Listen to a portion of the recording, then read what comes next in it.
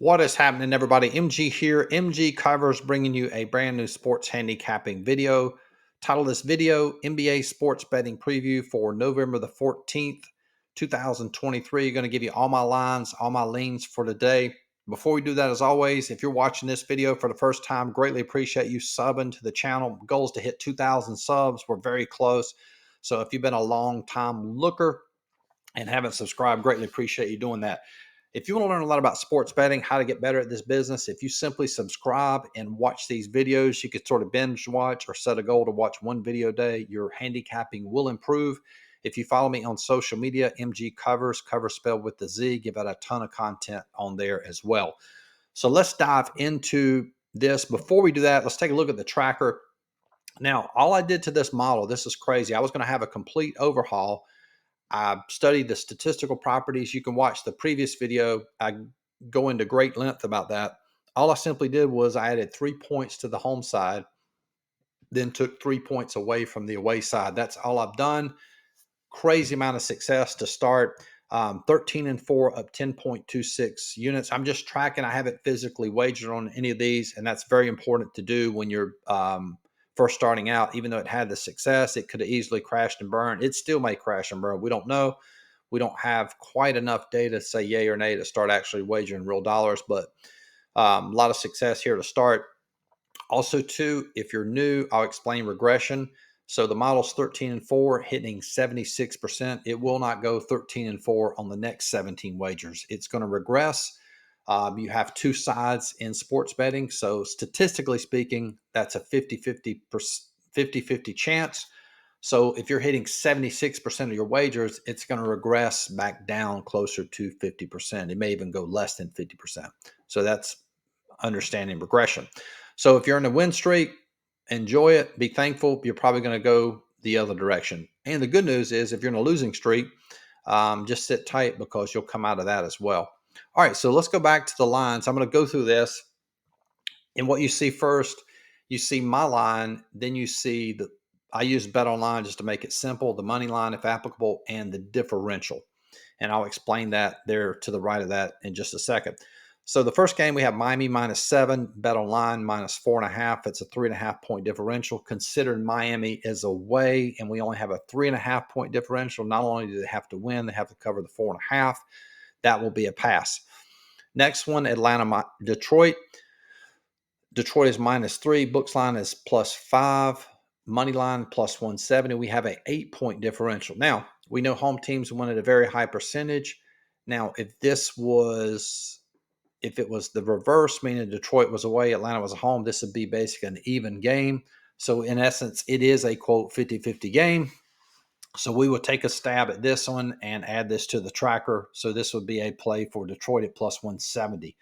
Next one, Philadelphia -12. Books line is -5. So that's a 7 point differential. That will be a potential play as well. Brooklyn -6. Books line is -3. This will also be a potential play. In the past, I probably would not have looked at this as a play, but considering let me show you this. Let's dive over here. Just a quick review.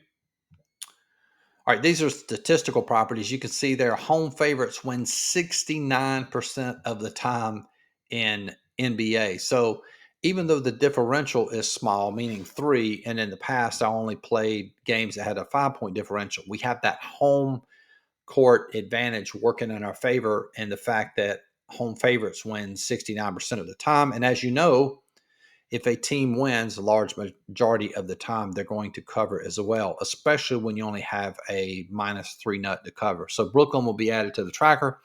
Next one, OKC -15, bet online -9.5. So we have a tight 5.5 point differential. We'll still add this to the tracker.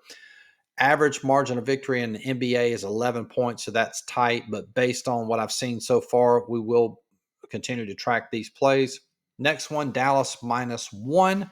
Books line is -3.5. And a lot of people get confused on how to calculate differential. That means we're saying the line should be -1. The books line is -3.5.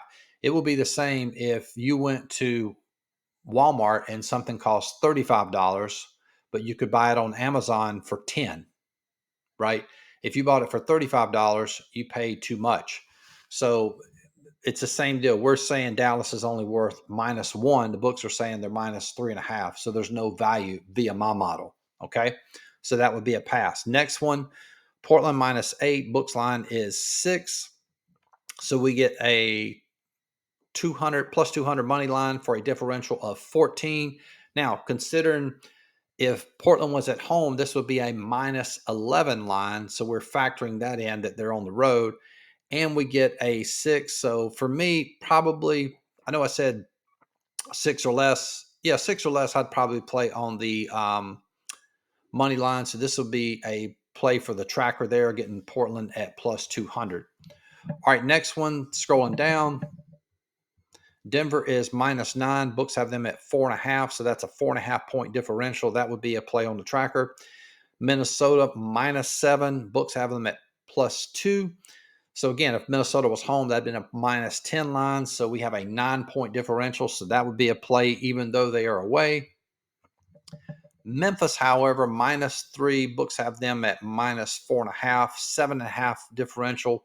I would probably pass on this. And I think what I'm going to do for the away side, I may have a criteria of we need to have at least an 8 point differential for an away to play an away team. So that means if that team was at home, they would be a double-digit favorite via my line, if that makes sense. So we'll go back over here and look to this side. Now, this is something that I got from Billy Walters.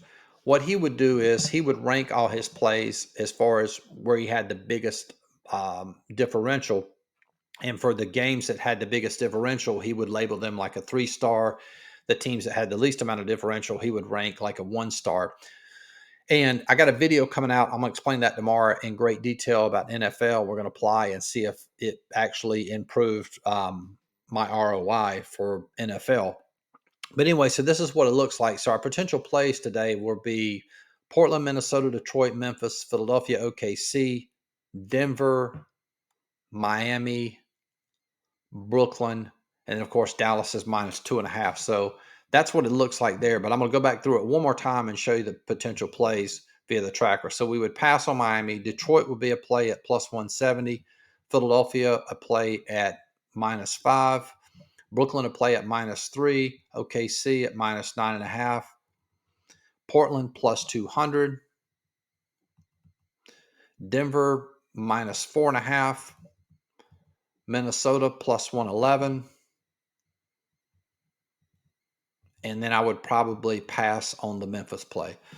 So anyway, so hope that helps. If you want access to these NBA power rankings, right now we have soccer, we have NBA, and we have NHL, college football, NFL.